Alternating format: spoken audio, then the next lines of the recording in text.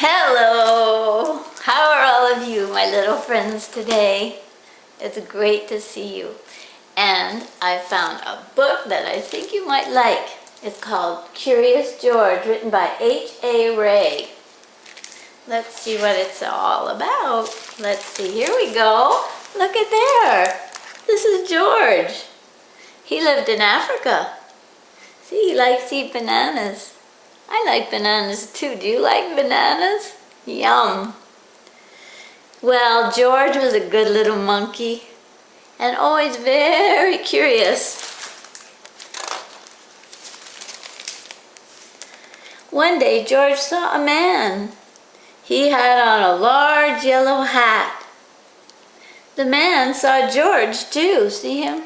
George is swinging in the tree like any little monkey would do. What a nice little monkey, he thought. I would like to take him home with me. He put his hat on the ground, and of course, George was curious. He came down from the tree to look at the large yellow hat. The hat had been on the man's head. George thought it would be nice to have it on his own head. He picked it up and he put it on. Uh-oh, his head is all covered up. The hat covered George's head and he couldn't see. The man picked him up quickly and popped him into a bag. George was caught. The man with the big yellow hat put George into a little boat, and a sailor rowed them both across the water to a big ship. George was sad, but he was still a little curious.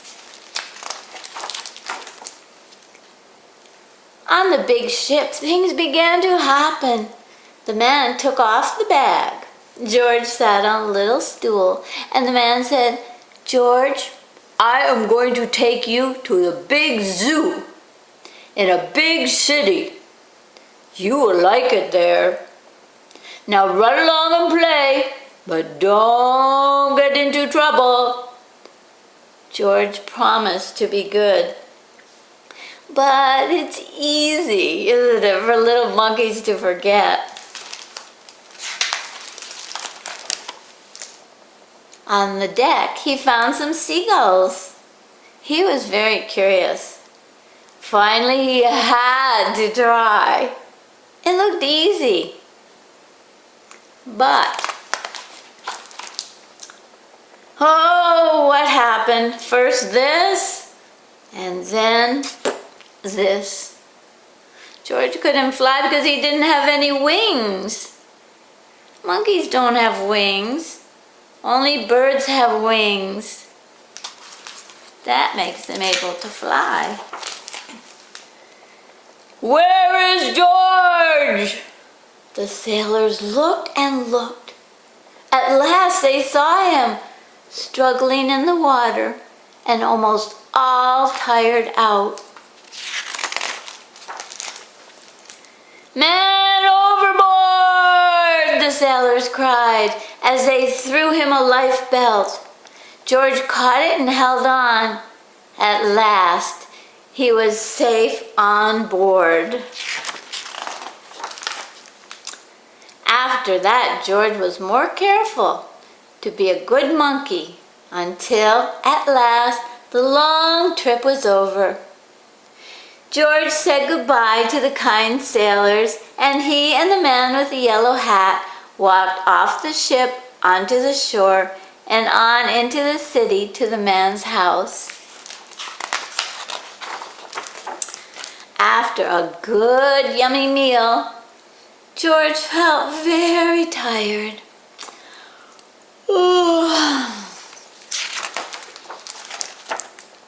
He crawled into bed and fell asleep at once. The next morning, the man phoned the zoo. George watched him. He was fascinated. Then the man went away. Oh, George was curious. He wanted to phone too. 1, 2, 3, 4, 5, 6, 7. What fun!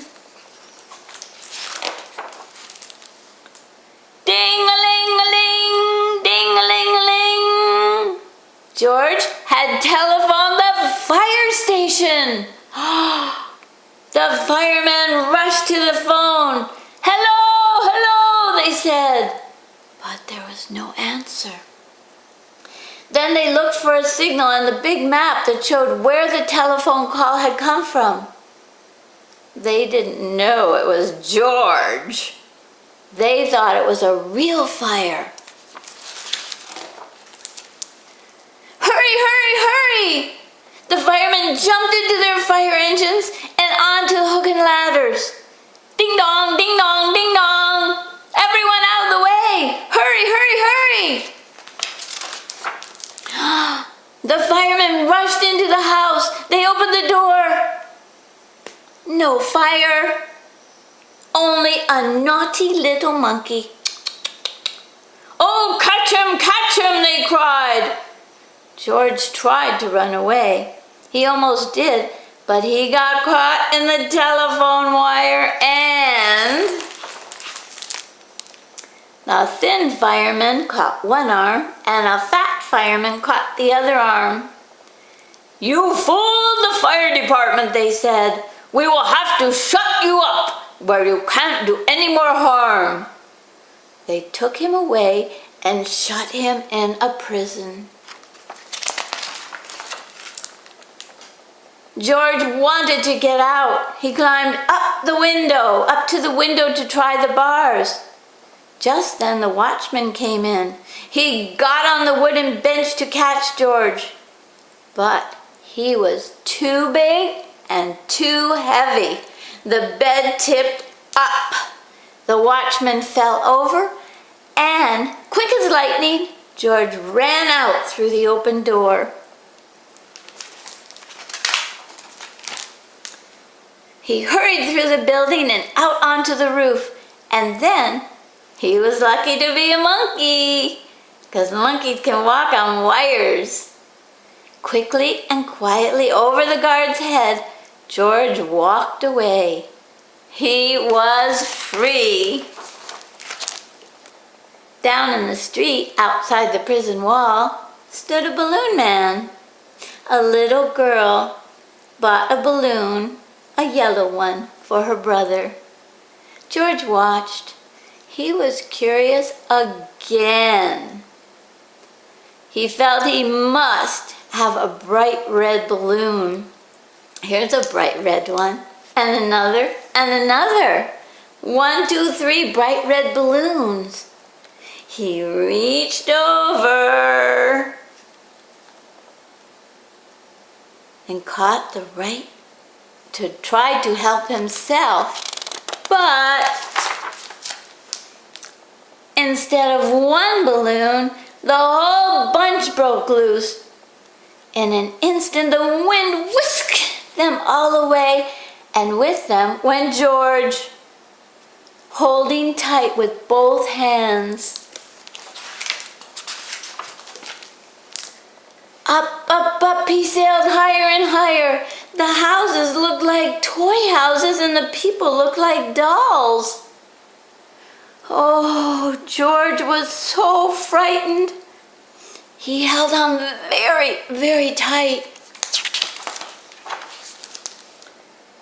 At first, the wind blew in great gusts. Then it quieted. Finally, it stopped blowing altogether. Oh, George was very tired. Down, down he went, bump, onto the top of a traffic light. Everyone was surprised. The traffic got all mixed up. George didn't know what to do. And then he heard someone call. George! He looked down and saw his friend. the man with the big yellow hat.